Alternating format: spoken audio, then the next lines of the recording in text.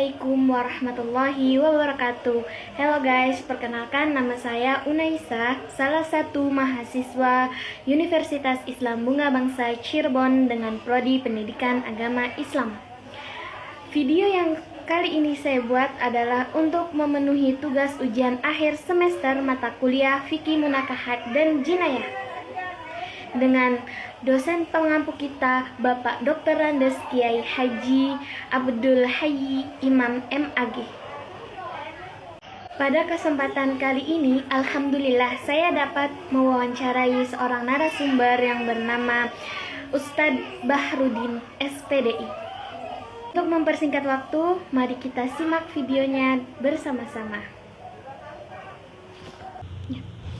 Assalamualaikum Ustaz, saya mendapat tugas tentang bentuk-bentuk perceraian dalam kitab fikih dan undang-undang pernikahan. Saya ingin bertanya beberapa pertanyaan. Yang pertama, seorang pemuda telah melakukan akad dengan pemudi, kemudian dia menceraikan sebelum menggaulinya. Padahal dia telah membayar sebagian maharnya dan sesuai janji tertulis sebagian mahar lainnya akan dibayar kemudian pada hari akad. Apa hukum hal tersebut? Ya, sudah satu dulu. Baik, seorang suami atau seorang laki-laki menikahi seorang wanita ya, dengan namun sebelum digauli bercerai gitu ya, atau dicerai sebelum digauli. Padahal sudah ditentukan maharnya, maka hal ini boleh saja ya, seseorang menceraikan istrinya di saat itu ya. Akan tetapi tetap si wanita tersebut mendapatkan mahar setengahnya. Kalau belum digauli, maka si wanita atau istri tersebut mendapatkan mahar separuhnya ya, seperti itu. Dan tidak ada iddah atau masa tunggu. Kalau dia ingin kembali lagi, maka dengan akad baru. Jadi tidak mengapa dalam Islam ketika tidak ada kesesuaian, misalnya kemudian diceraikan istrinya padahal belum digauli, jadi tetap dibayarkan mahar setengahnya. Kata Al-Quran dalam firman-Nya itu, ya a'udzubillahi minasyaitonirrajim, ya ayyuhalladzina amanu idza nakahtumul mu'minati tsumma talaqtumuhunna min qabli an tamassuhunna fama lakum 'alaihinna min iddah ta'taduha. Jadi wahai orang-orang beriman, apabila kalian menikahi wanita mukminah kemudian kalian mentolaknya sebelum menggaulinya, maka ya tidak ada iddah. Kemudian maharnya separuhnya. Ya, maharnya separuhnya. Sebagaimana firman Allah juga, wa in talaqtumuhunna min qabli an tamassuhunna wa qad faradtum lahunna fariidah ya fanisfu ma faradtum.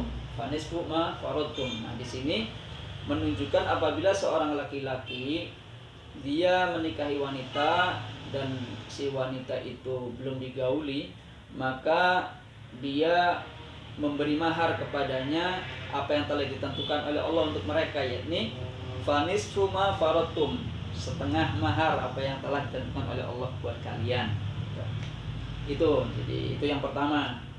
Kemudian berikutnya, kalau sudah yakni memungkinkan sudah melakukan ya, nah ini sih di luar pertanyaan. Kalau sudah melakukan, maka dia wajib membayar maharnya. Kalau sudah melakukan gitu penuh gitu ya, melakukannya dengan penuh. Dan apabila sang suami merujuk dengan akad dan mahar yang baru misalnya. Jadi dari pertanyaan pertama dapat disimpulkan bahwa seorang suami yang menceraikan istrinya dan sudah ditentukan maharnya, tapi dia qabla dukhul, maka separuh maharnya. Itu. Baik. Ada lagi pertanyaannya? Ya, pertanyaan kedua, wanita muslim di mana suaminya sering mengatakan kepadanya dalam kondisi sangat marah, engkau dicerai. Apa hukum hal tersebut dalam sisi pandang hukum Islam? Iya, Allah a'lam. Jadi seorang suami hendaknya tidak bermain-main dengan kalimat cerai ya, karena bisa jadi kalimat tersebut akan terjadi ya, apalagi dalam keadaan tidak marah. Dan sekarang bagaimana kalau sang suami dalam keadaan marah? Maka marah itu ada kalanya marah yang sangat sehingga dia tidak menyadari apa yang dia ucapkan. Maka hal yang seperti ini tidak jatuh talak kepadanya, sehingga tidak sadar gitu. Seandainya dia tidak marah atau tidak menceraikan, seperti itu. Ada juga orang itu dia tidak marah atau marahnya biasa gitu.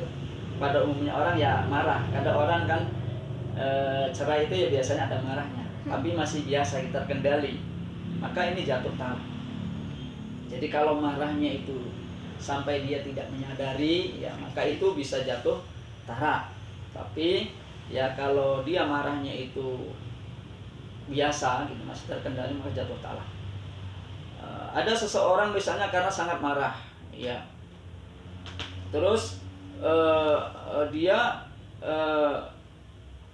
hilang kesadarannya, akan tetapi beda, ini marah tapi masih ada kesadarannya gitu, masih merasakan, tapi dia marahnya tinggi gitu, maka ini pun tidak jatuh talak menurut pendapat ulama yang kuat ya, karena marah itu ada marah sekali sampai dia itu tidak sadar, ini tidak jatuh talak.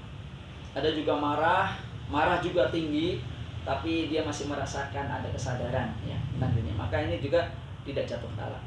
Tapi ada marahnya itu ya biasa, marah umum gitu, biasa kalian maksudnya, maka ini jatuh talak ya, jatuh talak kepada seorang istri. Jadi kalau marahnya tinggi tapi dia masih sangat marah gitu, tapi masih merasakan ada kesadaran sedikit gitu ya dari akalnya, maka ini juga tidak jatuh talak.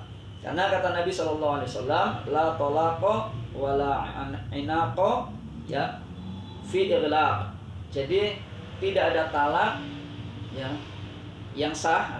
Talak itu tidak terjadi maksudnya, juga wala anak, dan tidak bisa membebaskan budak ya dalam keadaan ighlaq, dalam keadaan tertutup ya. Ini sangat marah gitu, tertutup pikirannya sehingga dia tidak sadar.